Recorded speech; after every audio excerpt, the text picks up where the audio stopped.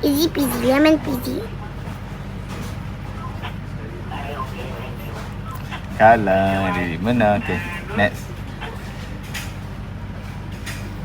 So sekarang Amanda tengah lawan game. Tengok game apa yang dia hebat dia akan menang. Dia main game paling dia menang hebat dah ni. Game pizza ni. Sekarang pukul apa, Dik? Sekarang 5 pagi. pukul 5 pagi.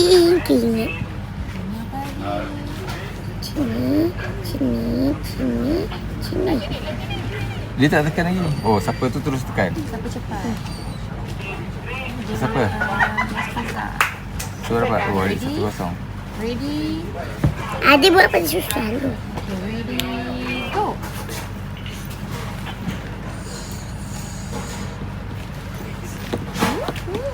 Siapa menang? Oh, dia banyak. Ada satu. Seri. Tapi Daddy satu. Seri. Ada ingat?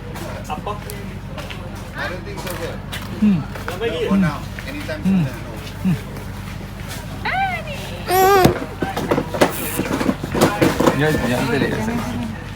Dia kalau dah kalah macam tu lah. Tutup terus. Bila dah kalah. Alamak. Adik bilai. Orang perempuan bilai. Oh, okay. Stop. Okay dah. Orang perempuan Ya, bilai. belum. Oh, dia tak mau beritahu password dia. Bapa dah tengok dah. Last kali 6. Cepat lah dia. Cepat, Dik. Tambah sikit lagi, Dik. Ya, Bapa tengok 6 je. Tak nampak pun. Lagi sekali. Betul password dia. Cepat lah dia. Semua orang tahu dia menang 8790. Ha? Dia menang 7890. Salah. Tukar dah? Bukan, memang bukan tu. Itu saja. Menang 7990. Itu korang betul. Alah. Cepat dia. Kena beritahu nanti. Alamak, nampak dalam video ni? Ada je. Dia lock. Dah lock dah. Tahu.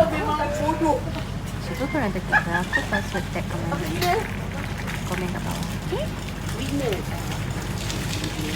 Ada kena simpat tu lah. Jatuh ke tak ada?